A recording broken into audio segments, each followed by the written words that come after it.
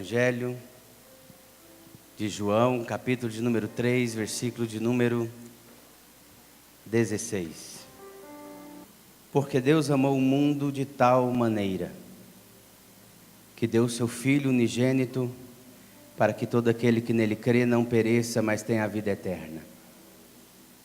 Feche o teu olho da maneira que você está, curve a tua cabeça. Peça para que Deus venha falar com você nessa noite, em o nome do Senhor Jesus Cristo. Pai Santo, eterno e fiel, te glorificamos nessa noite por tudo quanto o Senhor tem feito por nós. Te damos graças, Senhor, por estarmos aqui com liberdade, para te adorar, para te glorificar, em um ambiente de adoração ao teu nome. Muito obrigado, Senhor, por cada vida que aqui está. Muito obrigado por essa oportunidade de mais uma vez ser usado por Ti, para que o Teu nome seja anunciado e apregoado a todos aqueles que ouvirem a minha voz. Vai de encontro a cada vida, Senhor. Vai de encontro a cada coração. E naquilo que é necessário que o Senhor esteja tocando, que o Senhor esteja moldando, que o Senhor esteja transformando. Que a Tua palavra venha com cura, com liberdade, com libertação, com renovo, com restauração. Que a Tua palavra venha alimentar, fortificar a cada um daqueles que a ouvir. Move sobre este lugar com liberdade, Senhor. Opera e faz conforme a Tua vontade. É o que nós te pedimos em o nome do Senhor Jesus. Em o nome do Senhor Jesus. Amém. Uma noite de missões, uma noite onde o intuito é falar a respeito do amor de Deus. A intenção maior é falar do amor daquele que nos amou primeiro incondicionalmente. Amém? Então eu quero ficar dentro do tema, amor incondicional, mas eu quero trazer dentro desse tema um título: a dádiva do amor de Deus. As dádivas que nós alcançamos por causa deste amor. Amém?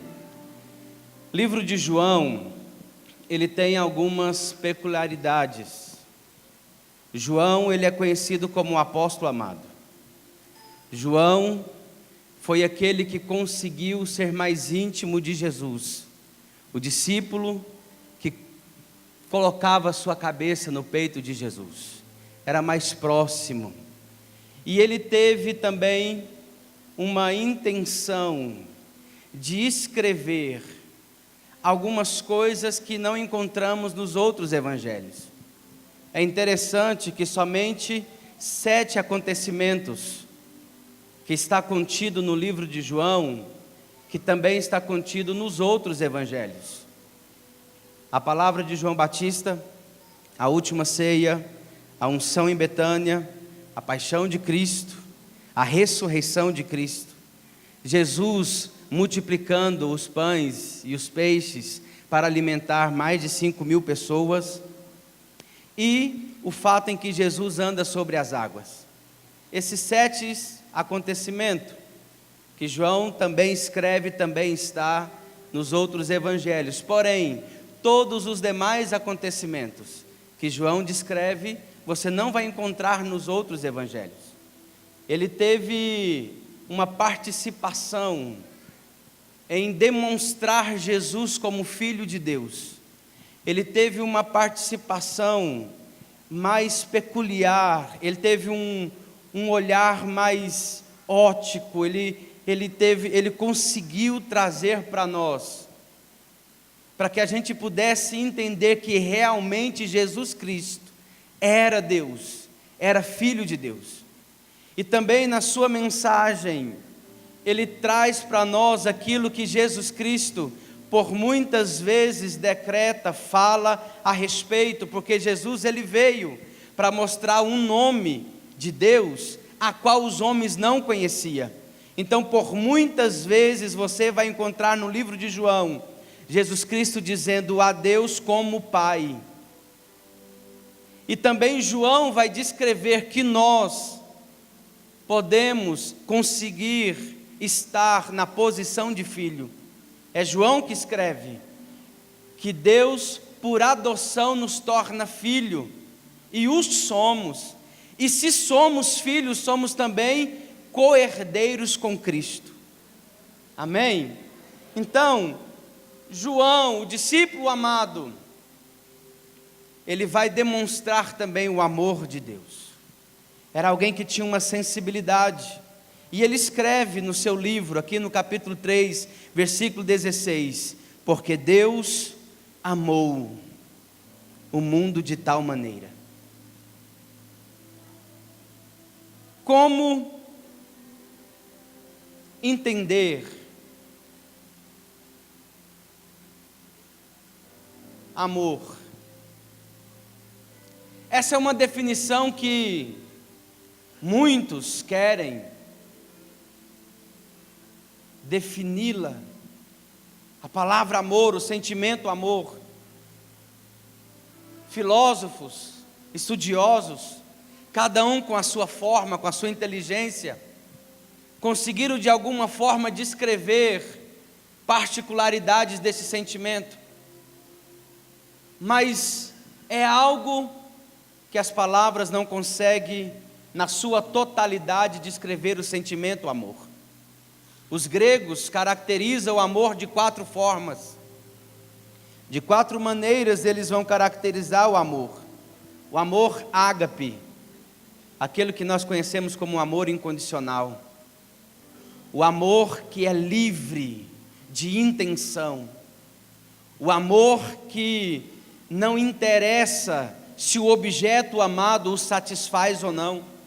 A demonstração, o amor de Deus, que nos amou primeiro e que nos ama cheios de falhas, cheios de erros, cheios de pecados. E é tão interessante que a própria Bíblia vai dizer que, apesar de nós, Ele nos ama. Amor incondicional.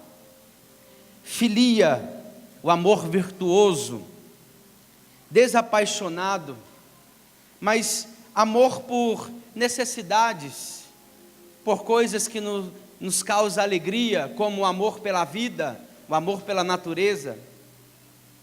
Também temos storge, amor pela família, o amor pelos parentes, amor também por um grande amigo, por alguém que nos conquista, como aqui hoje nós temos muitos amigos, pessoas que conseguem nos conquistar. Até a própria Bíblia vai dizer que existem amigos que são mais chegados do que irmão. E o amor eros, paixão, desejo sexual. Mas como definir amor? Não há definição. Cada um vai entendê-lo da sua forma, da sua maneira.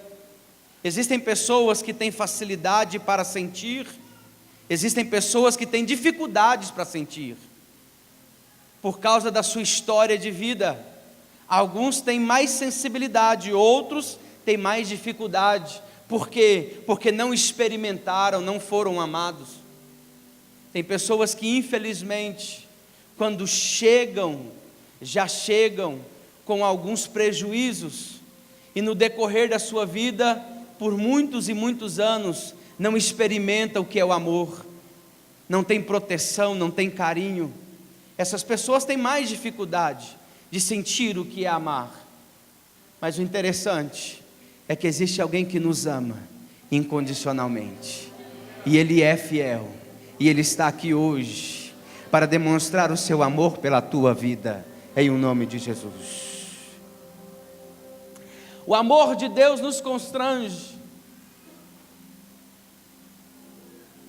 O amor de Deus nos deixa sem graça. Por quê? Porque não o merecemos. Mas mesmo assim Ele nos ama. Amém? Como corresponder a este amor? Como interagir com Ele? De que forma que eu o recebo? Mas eu quero demonstrar para vocês aqui neste texto, no livro de João, capítulo 3, versículo 16, um texto que é dito como o mais conhecido da Bíblia. Porque Deus amou o mundo de tal maneira que deu seu Filho unigênito para que todo aquele que nele crê não pereça, mas tenha a vida eterna. Eu quero demonstrar aqui tesouros, riquezas, 4 tesouros de Deus para as nossas vidas dentro desse texto. Amém? Glória a Deus. Está todo mundo vivo aí? Diga comigo, a maior dádiva. A maior dádiva é o amor de Deus. Amém? O versículo começa, porque Deus amou. Como que Ele amou? De tal maneira. Há poucos dias aqui no nosso seminário nós estávamos estudando sobre Jesus Cristo, Cristologia. E na aula foi perguntado ao nosso pastor, por que Cristo morreu? Teologicamente, existem muitas explicações, mas eu gosto de uma, e essa é pessoal.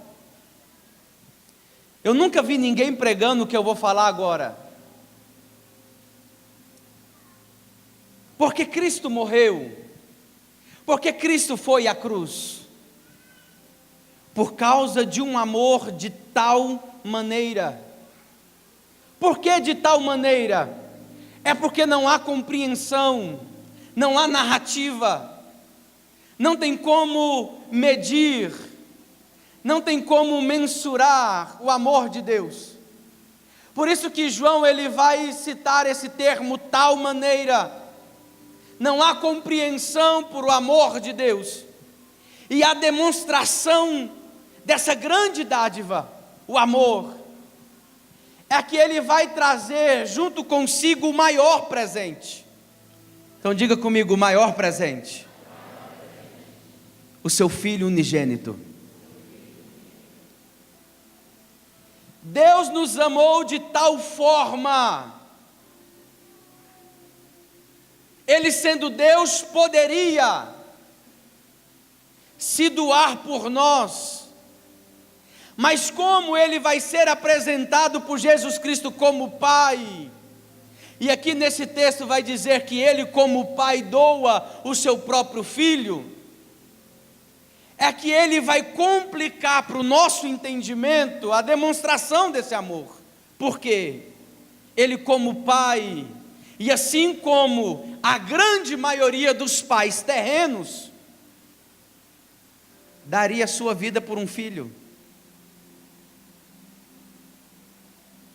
Então, se eu posso compreender que um pai dá a sua vida por um filho, como que eu vou compreender um pai dá o filho por outro filho? Por isso o amor de tal maneira. Deus nos amou. Eu gosto muito de uma expressão que o pastor Luciano Subirá usa: não existe absolutamente nada que você possa fazer que vai fazer com que Deus te ame mais. Mas agora vem a parte forte: também não existe nada do que você possa fazer que faça com que Deus te ame menos. Não existe uma classe de pecado que possa afastar o amor de Deus sobre a tua vida. Não existe nenhuma causa que você possa fazer que vai fazer com que esse amor diminua. Ele te amou primeiro. E o interessante é que Ele te amava mesmo antes de você nascer. Porque o meu Jesus foi na cruz antes de você nascer. A não ser que tenha alguém aqui com mais de 2000 anos. Aí a gente pode até, né? Quem está comigo, diga amém. Eu não sei qual é a tua história de vida. Eu não sei as dificuldades que você tem enfrentado. Eu não sei o que motivou você a estar aqui hoje. Mas é interessante que eu sinto que existem pessoas aqui que precisam entender essa verdade. Deus te ama, incondicionalmente de quem você é, incondicionalmente daquilo que você tenha feito, incondicionalmente da vida que você leva. O amor de Deus existe sim sobre a tua vida, e este amor quer te tocar hoje. Esse amor tem interesse em transformar a tua vida, em mudar a tua história. Talvez você tenha passado por uma história de fracasso até hoje, mas deixa esse amor te encontrar. E eu tenho certeza que a tua vida vai ser transformada e mudada, porque o amor de Deus nos preenche, nos completa.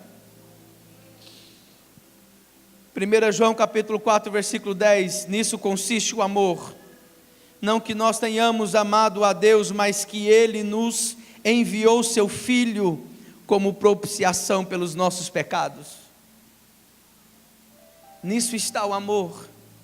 Ele enviou o seu Filho por nós. Por isso o amor de tal maneira, a maior dádiva. Por mais amoroso que o homem seja, por mais amoroso que alguém possa ser aqui na terra, jamais conseguirá atingir o amor que Deus tem pela tua vida. A intenção que Ele tem de ser íntimo seu, de estar com você, de transformar, de guiar, de participar. Ontem nós estávamos na cidade de Acreúna e o pastor que ministrou ali, ele falou sobre cumplicidade. Deus quer ser cúmplice da sua vida. Ele quer ser participante. Em toda a história nunca se ouviu falar de um Deus como esse, um Deus que trabalha em favor daqueles que o amam. Ele te ama. Primeiro tesouro que encontramos aqui é a maior dádiva, o amor de Deus.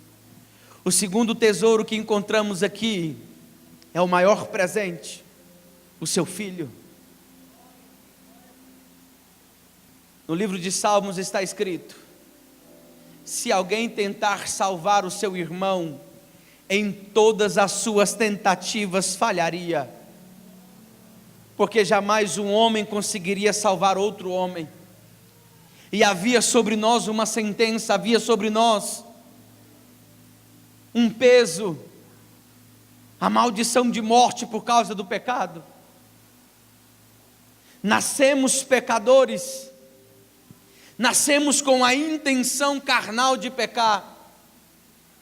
E é engraçado que mesmo uma criança inocente, mesmo uma criança que está em formação, por mais que ela não saiba as consequências e aquilo que ela está fazendo, cometendo,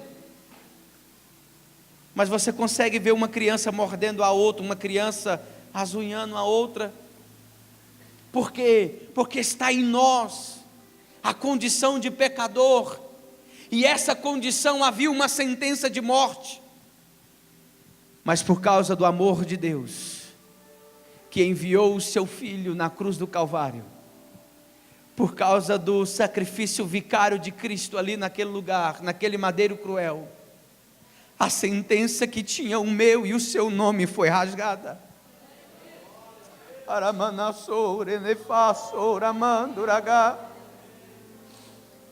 Ah, que preço foi aquele! Ninguém o suportaria, ninguém seria capaz de suportar. Mas quando Jesus estava ali, Ele vai passar por 3 dores. A dor moral, porque Ele se torna culpado sendo inocente.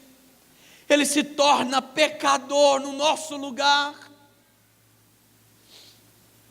A dor física, porque o seu corpo vai ser moído, vai ser mutilado, para que hoje nós tivéssemos o direito de sermos curados.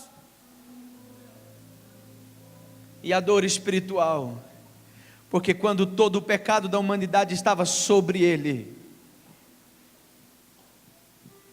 nem o próprio Pai pôde suportar olhar para ele.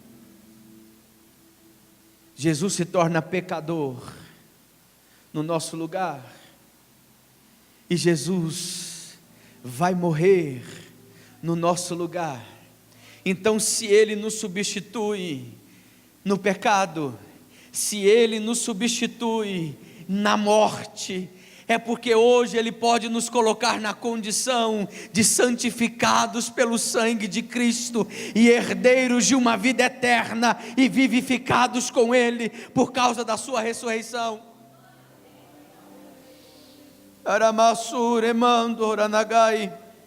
O maior presente, o seu Filho, Romanos capítulo 5, versículo 8. Mas Deus demonstra o seu amor por nós. Cristo morreu no nosso lugar, quando ainda nós éramos pecadores. Por isso que a expressão, apesar de nós, Ele nos amou. Diga comigo, o maior livramento. A maior dádiva, o amor. O maior presente, seu Filho. Só que aqui tem uma condição, porque Deus amou o mundo de tal maneira que deu seu Filho unigênito. Agora vem a condição, para que todo aquele que nele crê. Para que todo aquele que nele crer. Quando você passa por essa condição, quando você crer nele, quando você acredita nele, quando você o reconhece como seu Salvador, quando você entende que o sacrifício dele na cruz do Calvário foi por tua causa, aí vem o maior livramento. Não pereça. Havia uma sentença de morte sobre nós, não só morte física, mas uma morte espiritual. Quando o homem peca contra Deus, ele dá legalidade à morte, à enfermidade tocar sobre ele. Mas também havia uma morte espiritual, por quê? Porque Deus é santíssimo, 3 vezes santo. Deus é santo e não pode compactuar com o pecado. E o pecado causa uma marca no homem, e essa marca vai causar uma separação entre Deus e o homem. Mas por causa do sacrifício de Jesus Cristo, essa marca é arrancada, a sentença é tirada. Entenda isso. Existe uma grande diferença entre perdão e pagamento. Porque o perdão te livra da dívida, mas a dívida não foi paga. O perdão te livra do pecado, mas não houve justiça sobre o pecado. E aqui vem uma grande frase que eu carrego na minha vida: o pecado não precisa de justiça, o pecado precisa da graça, porque a graça não é justa. Já imaginou se Deus fosse fazer justiça por cada um dos nossos pecados? Quantos estariam vivos aqui hoje? É justamente por causa da graça, que não é justa. É pesado falar isso, mas é verdade. A graça não é justa, porque um inocente pagou no meu lugar. E quando Jesus foi na cruz, os meus pecados foram pagos por Ele. Então hoje nós podemos estarmos diante de Deus como um inocente, Porque houve um pagamento por nós. Houve um pagamento por nós na cruz do Calvário. Maior livramento para que você não pereça. O diabo não pode tocar na vida daquele que tem o seu nome escrito no livro da vida. O diabo não pode lançar maldição, encantamento, feitiçaria na vida daqueles que têm o nome escrito lá. Há poucos dias eu vi um vídeo, e a descrição do vídeo dizia assim: desviado é envergonhado por um homem endemoniado. E quando eu fui assistir aquele vídeo, o meu coração se alegrou. E eu vou explicar o porquê. Porque tinha um jovem naquele vídeo completamente endemoniado, afrontando um outro rapaz que aparentemente estava alcoolizado. E aquele jovem endemoniado olhava para ele e dizia: você não me chamou? Eu estou aqui, e agora? E o outro colocava a mão no peito dele e dizia: eu te chamei, mas você não pode me tocar. E mesmo aquele jovem embriagado, afastado da igreja, o endemoniado estava com as duas mãos para trás e não podia tocar nele.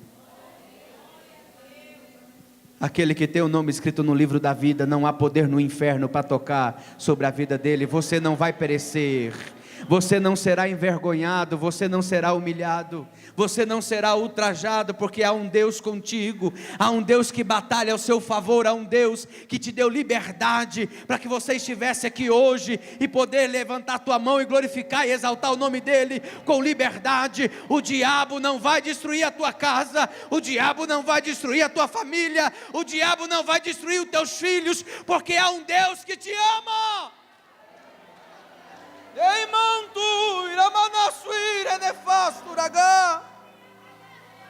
Aqueles que quiserem, faz mais forte, aplaude a ele, porque ele merece.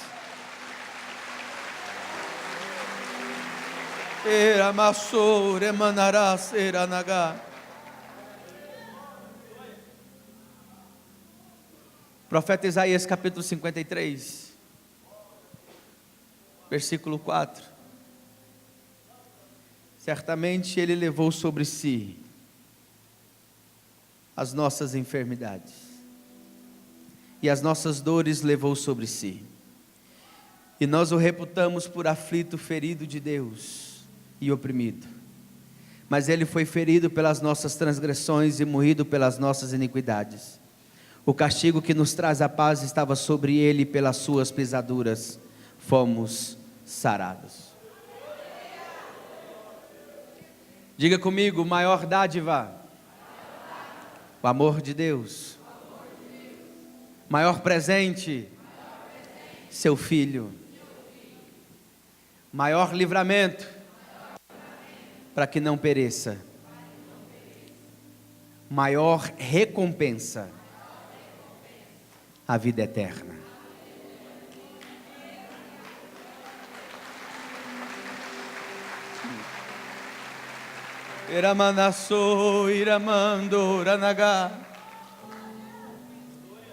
Para que não pereça, mas que tenha a vida eterna. Aleluia. Na Bíblia está escrito, primeiro livro de João: e o testemunho é este, que Deus nos deu a vida eterna, e esta vida está em seu Filho. Quem tem o Filho tem a vida, quem não tem o Filho não tem a vida. Como nos relacionar com este amor? Um amor que nos constrange, um amor incondicional, porque não interessa quem eu sou, o que eu fiz. O que interessa é que Ele nos amou, doou o seu Filho, que por sua vez aniquila-se a si mesmo, dispõe de sua glória, desce até a posição de servo, e servo obediente até a morte, e morte de cruz. Um Deus que se aniquila, deixa toda a glória no céu, todo o poder e glória vai ser comprimida até o tamanho de uma célula e depositada no ventre de uma mulher. Jesus se deixa ser criado como uma criança normal, com as dificuldades e necessidades de qualquer criança. Ele vai crescer como qualquer homem, e o próprio profeta Isaías, no capítulo 53, escreve: experimentado no trabalho, ele passou por todas as condições humanas, se sujeitou a tudo, para demonstrar o amor do Pai. Ele vai na cruz, como sacrifício vicário, porque ele paga uma dívida que não era dele, a dívida era nossa. E hoje ele está aqui presente de braços abertos, para que todo aquele que nele crê não pereça, para que todo aquele que nele crê não passe pela vergonha e a humilhação da morte eterna, para que todo aquele que nele crê tenha a experiência de tê-lo como amigo, de tê-lo como cúmplice, como companheiro, como ajudador, através da pessoa do Espírito Santo. E por fim você vai ter a maior recompensa, a vida eterna. E a Bíblia fala que naquele dia Ele nos receberá de braços abertos, vai olhar para mim e para você e vai dizer: vinde bendito do meu Pai, as moradas eternas. Se coloque sobre os pés.